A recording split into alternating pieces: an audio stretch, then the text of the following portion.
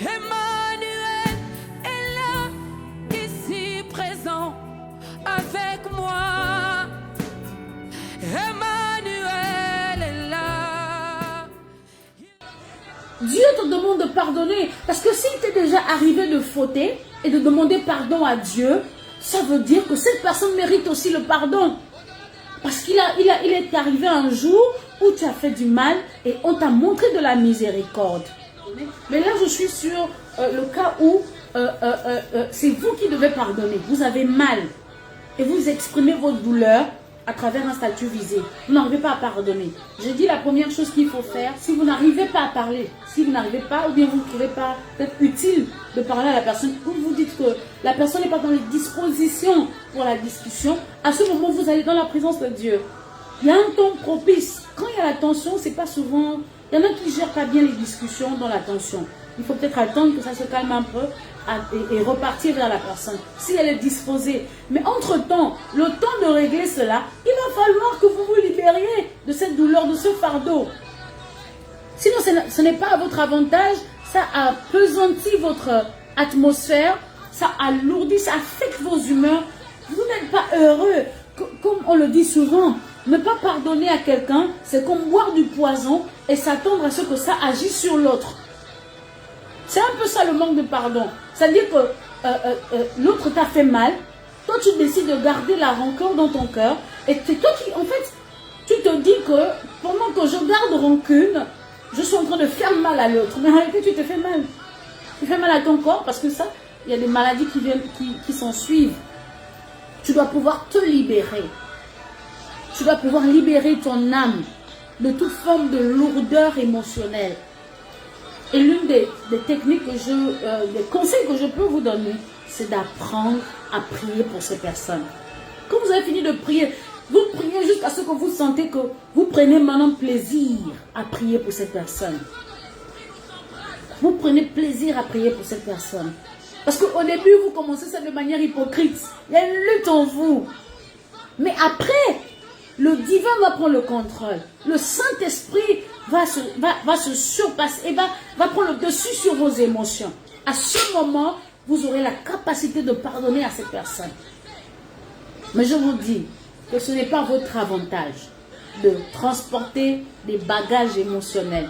Ce n'est pas votre avantage. Ça vous détruit.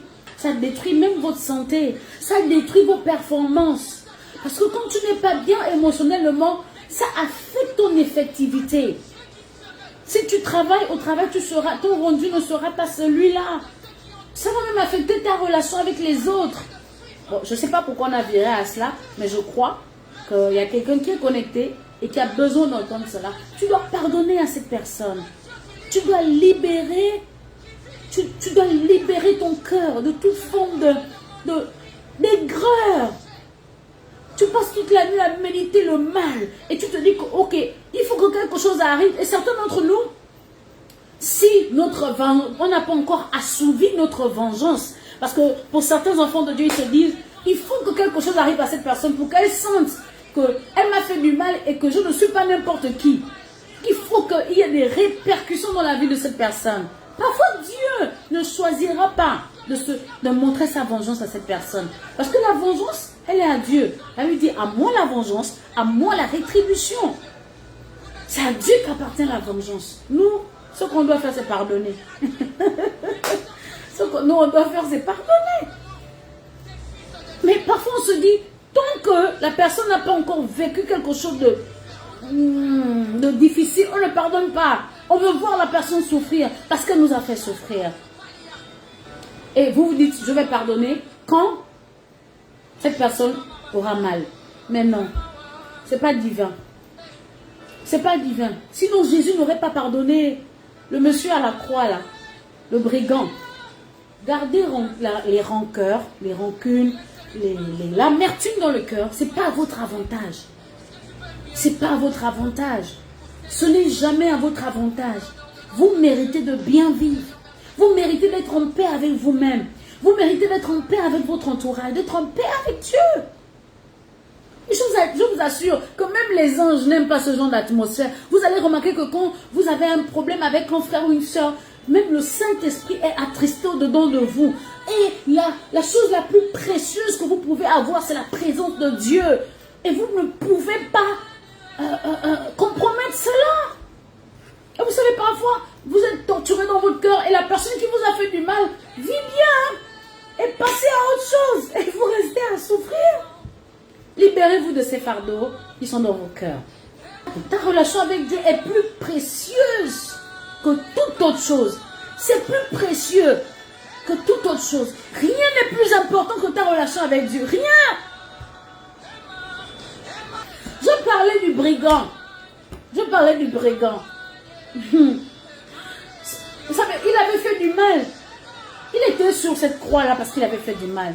C'était pas un innocent. La Bible l'appelle brigand. Mais Jésus a pardonné à cet homme. Jusqu'à promettre une place au paradis. Qu'en est-il des personnes qu'il a heurtées? Qu'en est-il des personnes à qui il a fait du mal? Si à chaque fois, on doit revendiquer la vengeance. Ne pas pardonner, c'est comme un homme qui frappe une femme. Il est faible. Le pardon, c'est pour des personnes, c'est pour les grands esprits. Le pardon, c'est pour les grands esprits. Ah, Jésus est un grand esprit qui s'est donné à la croix pour le pardon de nos péchés. Le pardon, c'est pour les grands esprits. C'est pour les grands esprits. Quand vous ne pardonnez pas, excusez-moi du terme, vous êtes un petit esprit.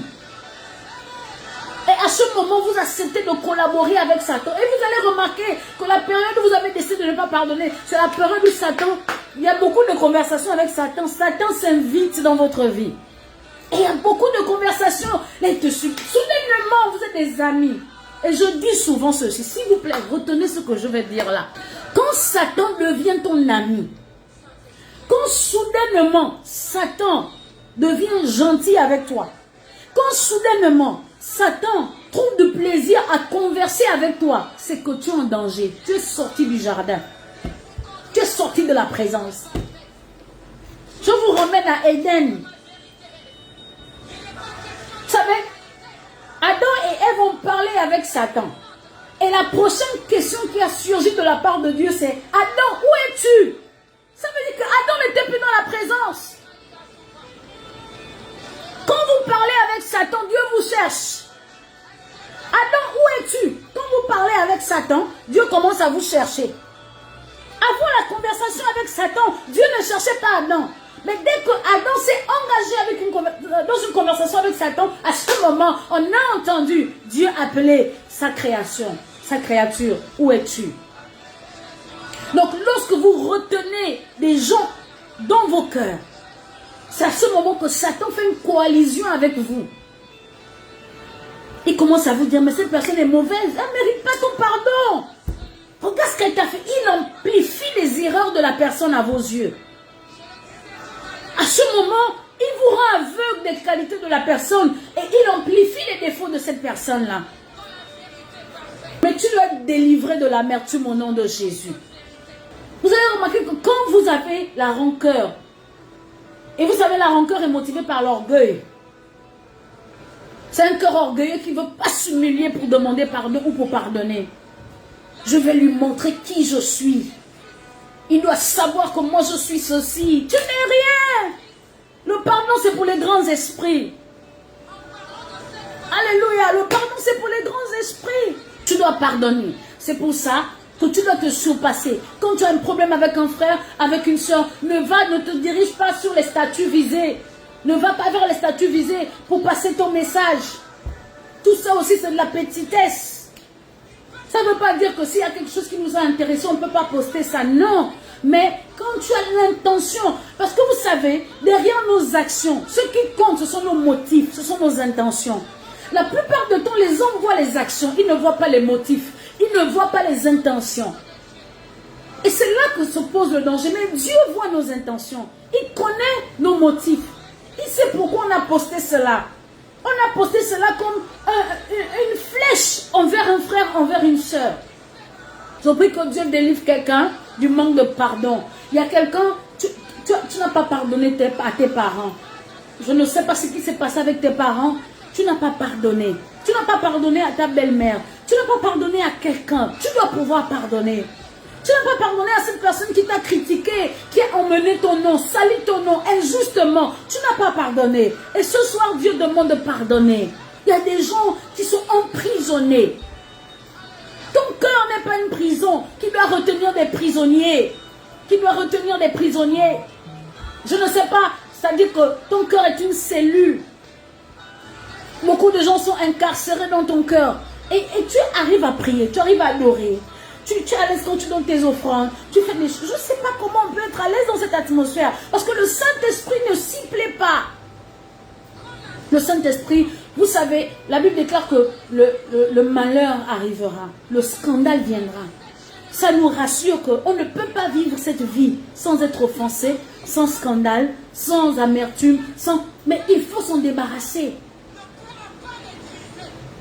Ce que les autres pensent de toi, tu ne peux pas maîtriser cela. Ce que les autres disent de toi, tu ne peux pas maîtriser cela. Ce que tu peux maîtriser, c'est comment tu perçois cela. C'est comment tu fais asseoir cela dans ton cœur. C'est comment tu gères tes émotions. En laissant parce que quelqu'un qui a une sensibilité spirituelle, dès que tu te mets à genoux pour prier, vous savez, les premières minutes dans la présence de Dieu, ce sont des minutes révélatrices. Pour ceux qui sont les expérimentés de la présence de Dieu, vous savez que dès que vous vous mettez en prière, vous commencez à dire, Seigneur, je te rends grâce pour la journée. Pendant que tu es en train de parler, le Saint-Esprit va te ramener un scénario. S'il y a quelque chose qui s'est mal passé durant cette journée, soudainement, il va te rappeler que tu as mal parlé à telle personne. Tu as gardé rancune, tu as critiqué telle personne. Et c'est à ce moment que tu te dis, Seigneur, pardonne-moi tout péché que j'ai commis. Tu commences à te repentir devant la face de Dieu. Parce qu'il est saint. Notre Dieu est un Dieu saint. Notre Dieu est un Dieu saint. Lorsqu'on entre dans sa présence, toutes les personnes qui ont eu l'occasion de rencontrer Dieu de manière surnaturelle vont vous dire que dès qu'elles se sont présentées devant Dieu, elles se sont senties indignes à cause de la magnitude de sa sainteté. Yes! Ça vous est déjà arrivé d'entrer dans une maison tellement propre et vous êtes sale. Et du coup, quand vous faites le premier pas, vous dites, oh non, il ne faut pas que je salisse. Parce que votre présentation ne convient pas à l'état de la maison. C'est un peu comme ça qu'on entre dans la présence de Dieu. Quand il y a des choses qui ne vont pas, le Saint-Esprit ne va pas laisser passer. Il va vous dire, c'est pas avec un doigt accusateur, non. C'est parce qu'il veut nous emmener à la repentance. Mais on a des gens qui font 10 ans, tu n'arrives pas à relâcher telle soeur, tel frère, tel parent, papa qui t'a abandonné, maman qui n'a pas fait ceci, telle personne qui t'a parlé mal. Waouh. Waouh. Vous devez comprendre que on n'a pas tous le même niveau émotionnel. Vous savez, parfois, et je l'ai compris un peu plus tard, les gens agissent envers vous par rapport à leur état émotionnel, par rapport à leur maturité émotionnelle, par rapport à leur blessure émotionnelle. La plupart des gens qui font du mal sont des gens qui ont du mal à l'intérieur, c'est-à-dire qui sont blessés au-dedans d'eux. En tant que pasteur, je l'ai expérimenté. Quand vous voyez par exemple dans votre entourage quelqu'un qui fait beaucoup de mal, et quelqu'un qui est réputé pour toujours frustrer les autres, si vous vous asseyez avec cette personne, vous allez remarquer que c'est une personne qui a beaucoup de blessures. Et comme on ne peut donner que ce qu'on a, cette personne ne communique que ce qu'elle a. Vous devez le comprendre. Vous devez le comprendre. Et parfois, les gens, pas parfois, la plupart du temps, les gens agissent selon ce qu'ils transportent. Quand vous avez quelqu'un qui transporte des blessures, la personne va blesser. Les gens qui ont de l'amour donnent de l'amour. Les gens qui ont des blessures communiquent leurs blessures. Les gens qui ont de l'amertume communiquent leur amertume. Donc en vérité, parfois les gens font du mal inconsciemment. Je préfère dire cela ainsi. C'est à cause de ce qu'ils sont. Parce qu'eux-mêmes ne sont pas guéris. Donc ils deviennent des mitraillettes. Ils deviennent des couteaux tranchants. Et vous devez comprendre cela. C'est à vous maintenant d'avoir la maturité de vous mettre au-dessus. Parfois, je m'assois pour comprendre certaines personnes qui me font du mal. Je m'assois, je peux comprendre.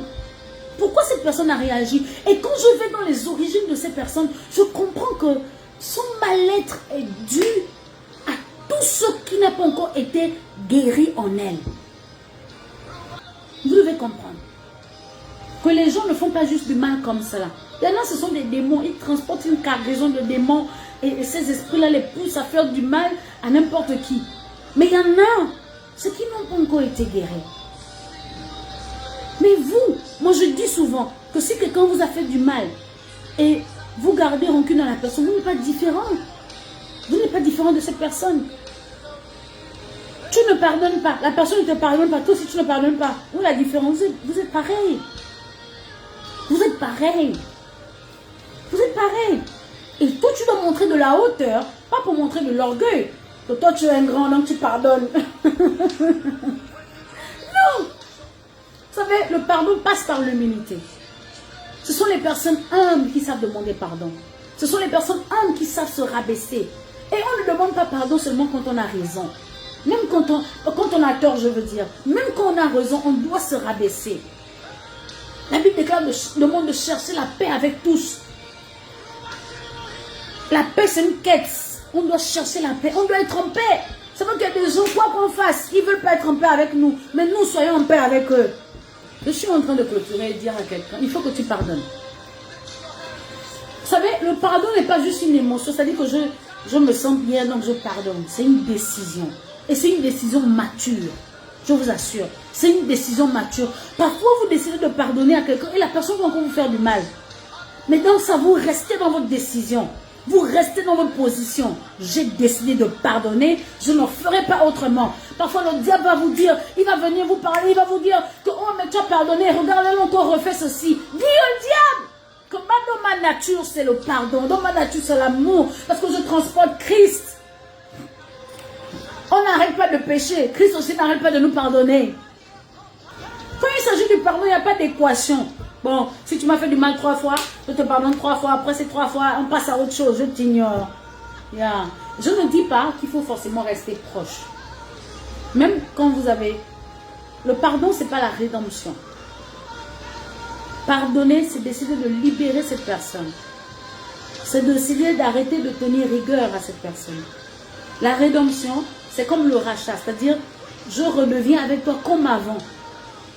C'est possible de pardonner et de mettre quand même des distances pour sécuriser votre entourage.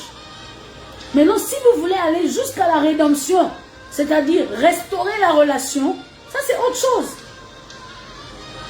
Et c'est là où les gens confondent. C'est pas parce que j'ai décidé d'être distante que je ne t'ai pas pardonné. C'est aussi de la sagesse de prendre des distances avec les personnes qui n'ont pas fait bon usage du temps que vous leur avez accordé, de l'énergie que vous leur avez accordée. C'est aussi de la sagesse. Vous savez, personne d'autre ne va vous protéger que vous-même. En matière d'émotion, vous devez vous protéger. Mais, si vous pensez que c'est une personne que Dieu a emmenée dans votre vie, et ce n'est pas une relation à courte durée, vous pouvez aller au niveau de la rédemption, c'est-à-dire racheter la relation et laisser passer. Parce qu'il y a des gens que Dieu envoie dans vos vies, ça peut mal se passer, mais ça ne veut pas dire que ça doit finir. Ça veut juste dire qu'on doit revoir les fondements. On doit revoir beaucoup de choses. Mais il y a des gens qui vous ont montré clairement qu'ils ne sont pas vos amis, que vous ne partagez pas la même vision. À ce moment, vous devez vous détacher. Vous devez vous détacher. Vous devez user. Parfois, il y a des relations qui fonctionnent bien quand elles sont distantes. C'est-à-dire qu'il y a le respect quand il y a la distance. Mais il y a aussi des relations qui ne peuvent pas fonctionner dans la distance. Il faut qu'il y ait un rapprochement. Certains d'entre vous, vous êtes en conflit avec les aides de vos destinées. Sortez de là au nom de Jésus. Il y a des gens que Dieu vous a envoyés. Vous ne pouvez pas vous permettre d'être en conflit avec ces personnes. Vous êtes en train d'étouffer vos bénédictions. Il y a des gens qui ne vont jamais quitter vos vies. Quoi qu'il en soit, ils ne vont jamais quitter vos vies. Parce que c'est Dieu qui les a plantés. Réconciliez-vous avec ces personnes. Battez-vous. Cherchez le chemin du pardon. Humiliez-vous. Humiliez-vous. Il y a des gens qui sont des agents sataniques. Il faut vous séparer d'eux. Tout ce qu'ils ont, c'est la destruction. Je veux prier pour quelqu'un ce soir, avant de me déconnecter. Je veux prier pour quelqu'un ce soir, qui lutte dans ses relations, qui lutte, qui a du mal à pardonner. Je prie que par le Saint-Esprit, que tu reçoives la capacité de pardonner au nom de Jésus. Je demande que par la puissance du Saint-Esprit, tout esprit d'amertume, de rancœur, de manque de pardon, tout esprit de vengeance qui opère dans ton cœur, soit lié et libère ton âme au nom de Jésus. Je demande la libération de ton âme au nom suprême de Jésus. Et je déclare que tu es libéré. Tu es libéré de tous les fardeaux. La Bible déclare que venez à moi, vous tous qui êtes fatigués et chargés, et je vous donnerai du repos. Tous les fardeaux qui sont venus avec toi dans ce live, te libère maintenant au nom de Jésus. Je déclare que les prisons que tu as forgées dans ton cœur sont détruites au nom de Jésus, sont démantelées. Toutes les forteresses qui encourageaient au manque de pardon de s'installer en toi sont démantelées au nom de Jésus-Christ de Nazareth. Et je déclare ta délivrance maintenant par la puissance du Saint-Esprit. Je déclare que Dieu guérit les blessures qui sont dans ton cœur. Si tu es connecté ce soir et que tu as des blessures liées à je ne sais pas trop quoi, que Dieu guérisse ton cœur, que par son baume tu sois guéri, que Dieu cicatrise ces blessures dans le nom puissant de Jésus et que tu sois totalement, mais totalement restauré. Je demande ceci au nom suprême de Jésus-Christ. Nous avons prié. Amen.